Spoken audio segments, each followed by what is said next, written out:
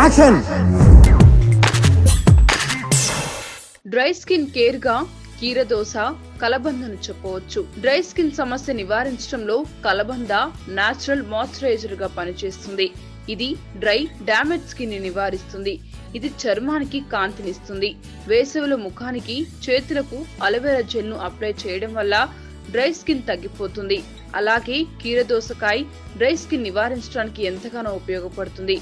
ఇకపోతే బొప్పాయిలో anti oxidants లక్షణాలు పుష్కలంగా ఉన్నాయి. ఇవి చర్మంలోని టాక్సిన్స్ నివారించి చర్మాన్ని ప్రకాశవంతంగా మార్చుతుంది.